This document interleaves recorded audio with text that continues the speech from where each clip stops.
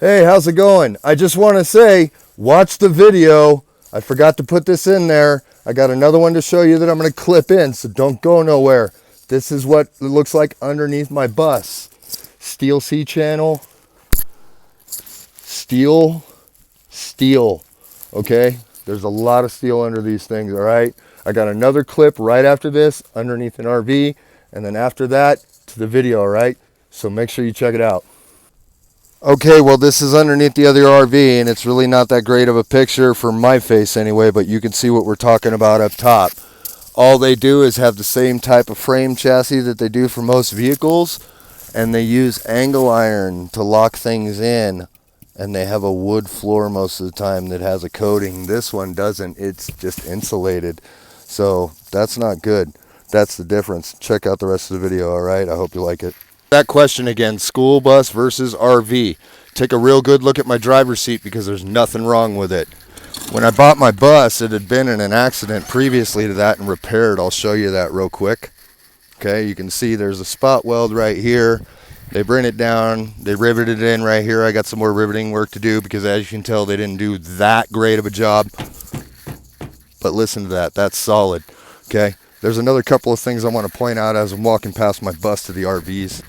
One, these come with an inspection to make sure that they're certified for safety, okay? Two, they're about 2 feet to 3 feet off the ground, just to the floor of the bus. Believe it or not, the floor of my bus is right here, okay, on the inside. On top of that, it's metal, all right? It's double walled, you're good to go. These are steel ribs. They go all the way up and over from front to back all the way around, okay?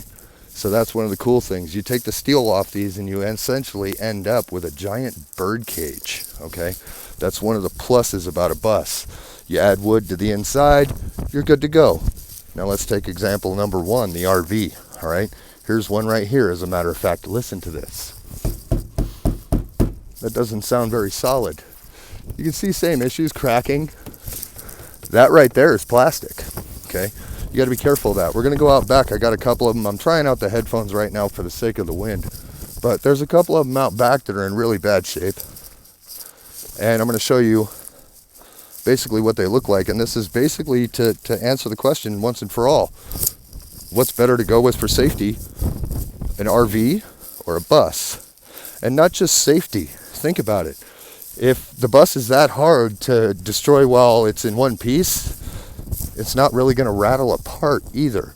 Okay, keep that in mind. They're very structurally sound because they absolutely have to be. All right. So our second example actually is going to be a camper. It's a tow behind camper, and it got mangled. It got into an accident, got hit by a car. Okay, and it's not pretty.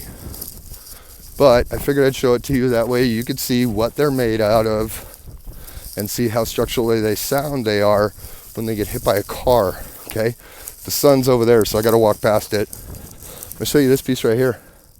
That's it. Like, not kidding, that's it. Just the chassis and the wheels and all this wood and metal. See? Really, really thin metal and wood. I mean, this stuff, comparison, the plastic is thicker than the tin that they used for this, okay? They do it for weight, all right?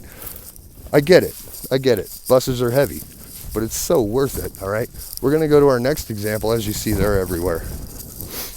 But I'm going to go to the other example, and the other example I have looks exactly, or used to look exactly like that van. So example number 3 used to look like example number 1. Sorry about the sun. Like I said, it's pretty bad. It's actually behind me. That's why I had to walk around. But anyway, you start looking at safety features, you start looking at build potential, you start looking at drivetrain. You're getting commercial drivetrain versus private drivetrain. Lasts a lot longer. But example number 3, if you can't see it yet, is actually right there. Yeah, no, I'm not kidding. That's example number 3, unfortunately. So I'm going to spin this way, and I'll bring you in like that because, like I said, the sun's right over there.